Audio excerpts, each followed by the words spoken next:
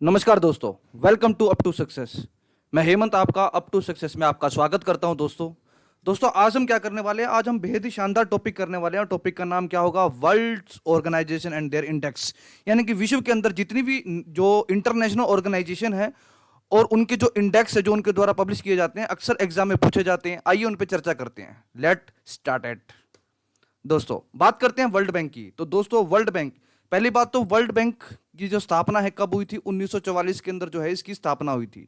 1944 में इसकी स्थापना हुई थी और इसका जो हेडक्वार्टर है दोस्तों कहां पर है? वाशिंगटन डीसी में है। यानी कि जो यूएसए की राजधानी है। किसकी है दोस्तों? यूएसए की राजधानी है। और याद रखना वाशिंगटन डीसी जो है ये पोटोमैक नदी के किनारे बसा हुआ शहर है। तो दोस्तों बात करते हैं वर्ल्ड बैंक की। तो वर्ल्ड बैंक है एक्चुअली ये 5 इंटरनेशनल फाइनेंशियल इंस्टीट्यूट से मिलकर बना हुआ है। जैसे कि आप देख पा रहे होंगे, आईबीआरडी, आईडीए, मीगा, आईएफसी, आईसीएसआईडी, ये 5 जो है फाइनेंशियल इंस्टीट्यूट है। पहले चर्चा करते हैं किसके बारे में? आईबीआरडी के बारे में। यानी कि क्या है इसकी फुल फॉर्म है दोस्तों? International bank reconstruction and developments. यानी कि इसकी फुल फॉर्म है। अक्सर एग्जाम में जो है इंटरनेशनल ऑर्गेनाइजेशन के बारे में इनके बारे में पूछ लिया जाता है। इनकी फुल फॉर्म पूछ ली जाती है, या फिर इनका हेडक्वार्टर पूछ लिया जाता है, या इनका पर्पस भी पूछ लिया जाता है, या फिर इनका इंडेक्स पूछा जाता है। तो बात करते हैं सबसे पहले आईबीआरडी की। ये क्या करता है एक्चुअली में? ये लोन प्रोवाइड कराता है जो एवरेज डेवलपिंग कंट्रीज है ना, जो अभी विकसित नहीं हो पाए हैं, अभी अंडर डेवलप है, यानी कि विकासशील देश है, उनको ये लोन प्रोवाइड कराता है। बात करते हैं आईडीए की, यानी कि इंटरनेशनल डेवलपमेंट एजेंसी। ये क्या करता है? ये भी लोन प्रोवाइड कराता है, पर ये पुअर डेवलपिंग कंट्रीज जो बिल्कुल गरीब है, जैसे अफ्रीका के अंदर बिल्कुल गरीब देश है, ये उनको लोन प्रोवाइड कराता है। तो माय डियर बात करते हैं मीगा की। यानी कि मीगा क्या है? ये बेटा मल्टीलेटरल इन्वेस्टमेंट गारंटी एजेंसी है। अब ये क्या करती है? ये इंश्योर कराती है किसके लिए? इन्वेस्टमेंट और क्रेडिट इन्वेस्टमेंट के लिए, कि आप जो है यहां पर इन्वेस्टमेंट करिए। इन्वेस्टमेंट के रिगार्डिंग जो है इंटरनेशनल जो एजेंसी होगी वो कौन सी होगी दोस्तों? मीगा होगी। बात करते हैं आईएफसी की, यानी कि इंटरनेशनल फाइनेंशियल कॉर्पोरेशन। दोस्तों ये क्या है? ये दोस्तों प्रमोट करता है किस चीज को? Investment in private sector. जो प्राइवेट सेक्टर है, यानी कि ग्लोबली आप देखते होंगे जो बड़े बड़े प्राइवेट सेक्टर हैं उसके अंदर ये प्रमोट करते हैं अदर कंट्रीज को, जो डेवलप्ड कंट्रीज हैं, विकसित देश हैं, उनको कहते हैं कि आप इनमें अपनी इन्वेस्टमेंट करो। उस रिगार्डिंग ये अपनी बातों को रखते हैं। बात करते हैं ICSID, international committee for settlement of investment dispute. यानी कि ये क्या करेगा? ये दोस्तों प्रमोट करेगा और सेटल करेगा dispute between 2 countries. Let us example कि पाकिस्तान और भारत के बीच में डिस्प्यूट है। अब इस डिस्प्यूट को ये क्या करेगा? ये सेटल डाउन करने की कोशिश करेगा। किस वे में? कि इन्वेस्टमेंट की फॉर्म में, कि आप जो है इस देश में इन्वेस्टमेंट कर सकते हो, इसमें आपकी भी भलाई है, उनकी भी भलाई है, आप 2 पैसे कमाओगे, आप 2 पैसे कमाओगे। इस तरीके से ये जो है एक बार्गेनिंग की एक टेबल पे लाकर ये इनकी वार्तालाप करवाते हैं। दोस्तों आई होप आप ये बात समझ पाए होंगे। Do you get my point मित्रों? चलिए आगे बढ़ते हैं, बात करते हैं आगे। वर्ल्ड बैंक, यानी कि अब इसके 2 एम्बिशंस होते हैं, यानी कि इनके 2 गोल होते हैं। इनके उद्देश्य क्या होते हैं? बात करते हैं इनके पहले गोल की। पहला गोल क्या है दोस्तों इनका? इनका पहला गोल है कि हमें जो जो है ना गरीबी, बिल्कुल गरीबी जो है, पुअर, यानी कि एंड एक्सट्रीम पॉवर्टी, जो बिल्कुल गरीबी है लोगों के, जैसे अफ्रीका के लोगों के पास देखोगे कि बिल्कुल गरीब लोग हैं। आप अक्सर आपने उनकी पिक्चर्स वगैरह या फिर देखा होगा कि उनके जो कपड़े भी उनको पूरे पहनने को नहीं मिलते। तो इस प्रकार की जो गरीबी है उसको रिड्यूस करने के लिए इनका सबसे पहला गोल होता है। और इनका जो मेन टारगेट रखा जाता है कि जिनकी जो इनकम है अगर पर डे लेस देन $1.25 से कम है तो उसको जो है इंक्रीज करना है बाय। इनका गोल कब तक का है? 2030 तक का गोल है। बात करते हैं दूसरे की, यानी कि दूसरा जो इनका गोल है वो प्रमोट शेयर्ड प्रोस्पेरिटी। यानी कि इसका मतलब क्या है? कि फास्टर इनकम ग्रोथ करनी है ना। बॉटम किसके लिए? 40% of the population in every country. यानी कि 40% जो पीपल्स हैं बिलो द पॉवर्टी लाइन, उनको उनके लिए काम करना है, उनको और ऊपर लेके आना है।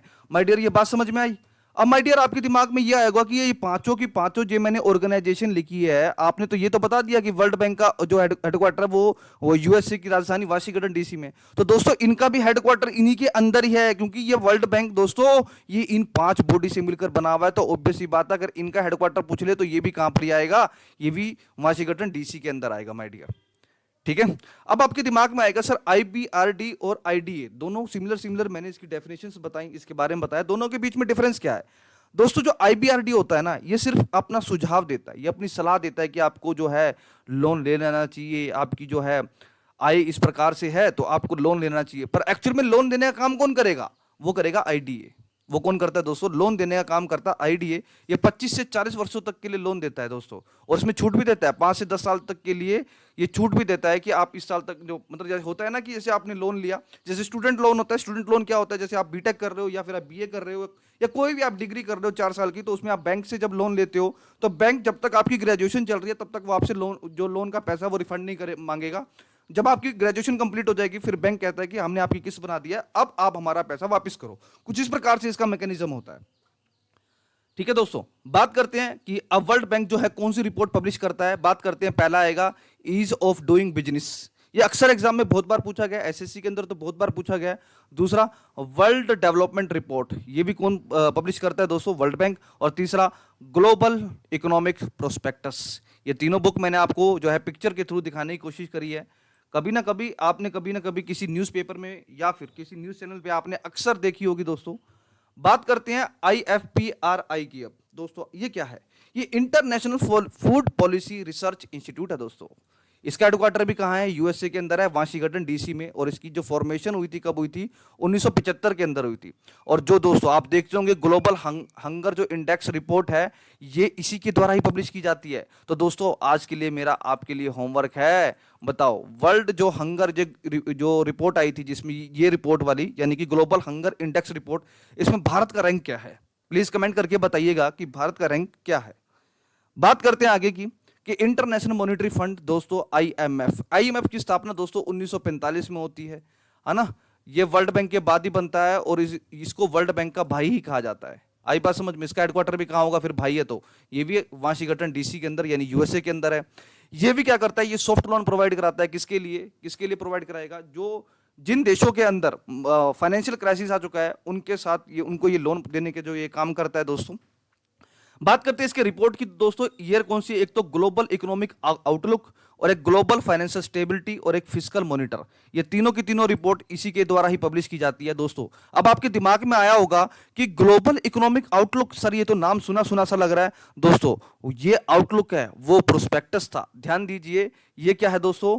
ये क्या है? ग्लोबल इकोनॉमिक प्रोस्पेक्टस है। यहां पर शब्द आया और प्रोस्पेक्टस, और वहां पर क्या आया है? आउटलुक। तो दोस्तों इसमें मेजर डिफरेंस जो है वो इसी चीज का ही है।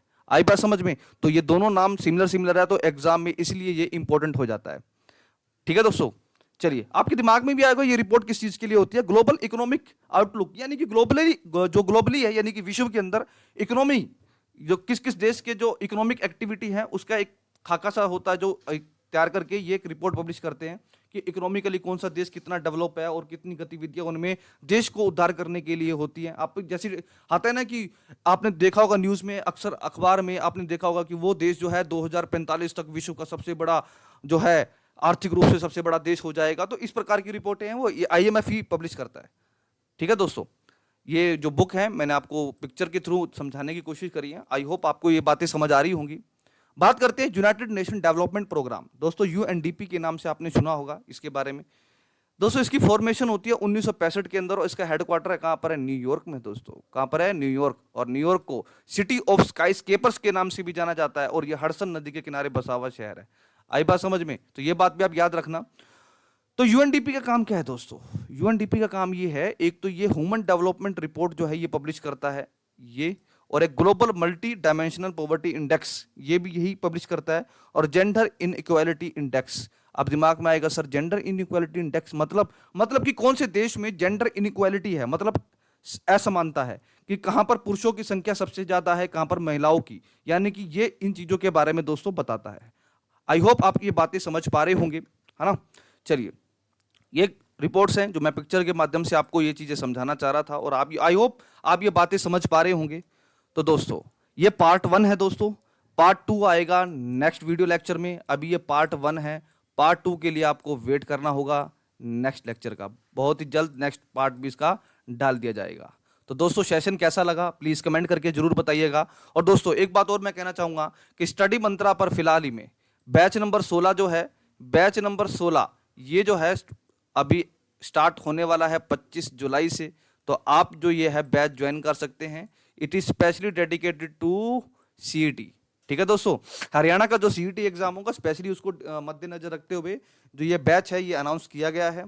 तो स्टडी मंत्रा एजुकेशन प्लेटफॉर्म अब तक का हरियाणा का सबसे बेस्ट प्लेटफॉर्म है दोस्तों, और इन्होंने सबसे ज्यादा सिलेक्शन दिया हरियाणा के अंदर, चाहे आप हरियाणा पुलिस कांस्टेबल की भर्ती देख लो, चाहे हरियाणा एसआई की भर्ती देख लो। तो दोस्तों, जो कोई भी अपनी तैयारी को बूस्ट करना चाहता है तो आप ये बैच ज्वाइन कर सकते हैं दोस्तों।